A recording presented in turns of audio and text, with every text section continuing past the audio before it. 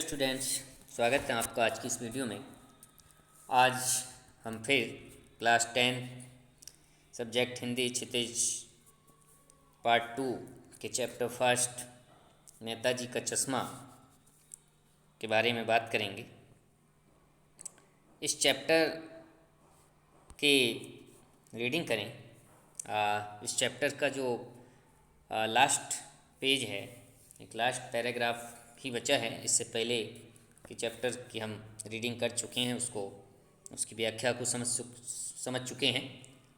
और आज इस चैप्टर का अंतिम पैराग्राफ मैं आपको एक्सप्लेन करने जा रहा हूँ। उससे पहले हमने जो इस चैप्टर्स के पेजेस पढ़े थे और जो पीछे हमने जो कहानी इस चैप्टर के बारे में पढ़ी थी, उसके अनुसार ये था कि हवलदार साहब उस कस्बे से निकलते थे और उन्होंने देखा कि बाज़ार बंद था और मूर्ति के चेहरे पर कोई चश्मा भी नहीं था।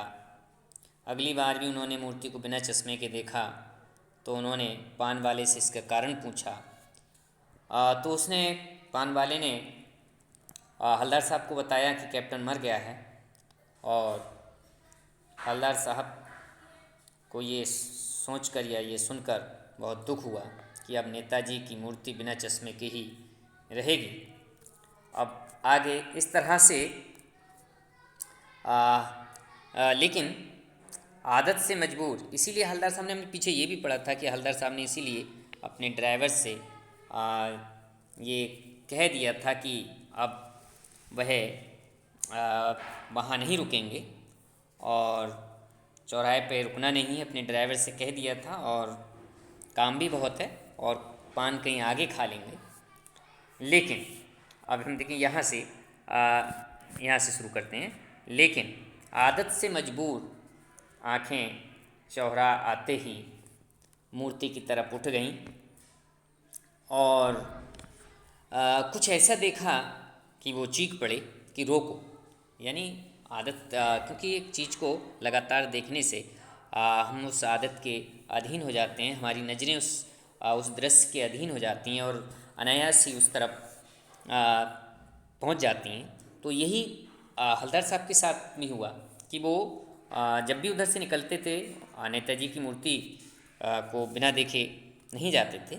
लेकिन आज जब उन्होंने कैप्टन की मृत्यु का समाचार सुना तो उन्हें बड़ा दुख हुआ और उन्होंने सोचा कि अब कैप्टन के नेताजी की मूर्ति पर कोई चश्मे लगाने वाला ही नहीं रहा, तो नेताजी की मूर्ति बिना चश्मे की ही होगी।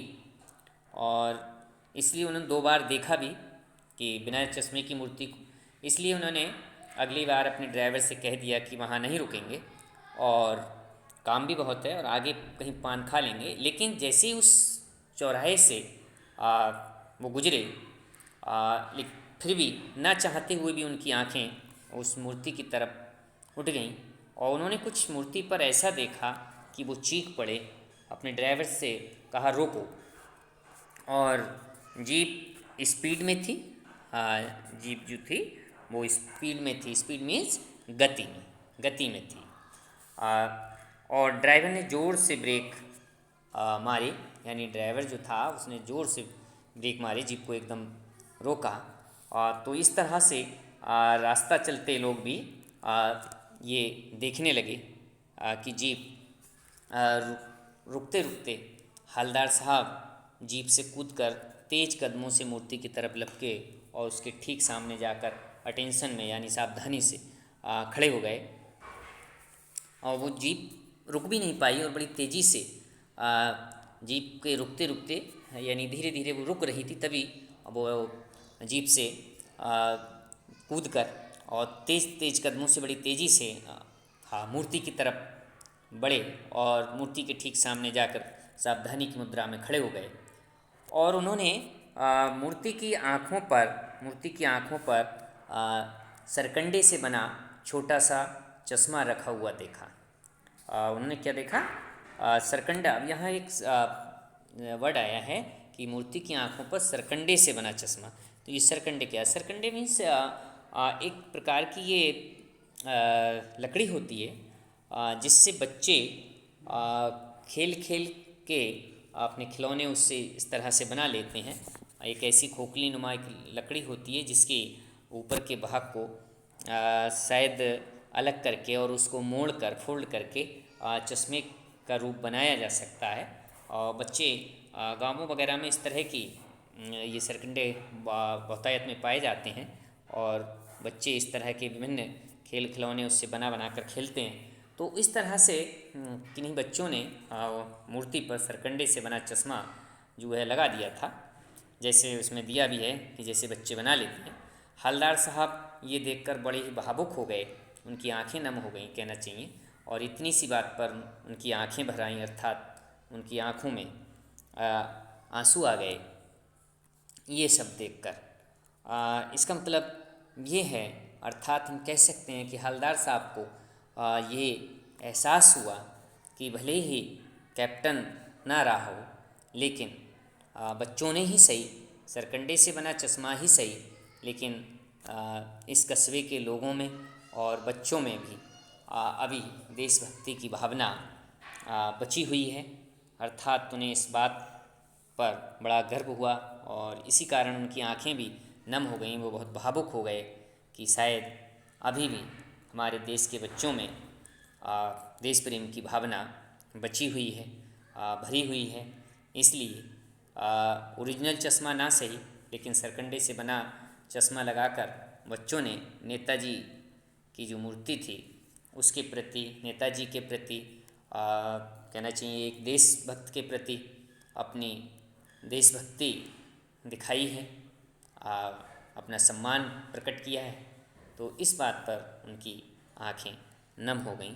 तो इस तरह से आज ये चैप्टर हमारा यहाँ ख़त्म होता है। ये चैप्टर हमारा कंप्लीट हुआ।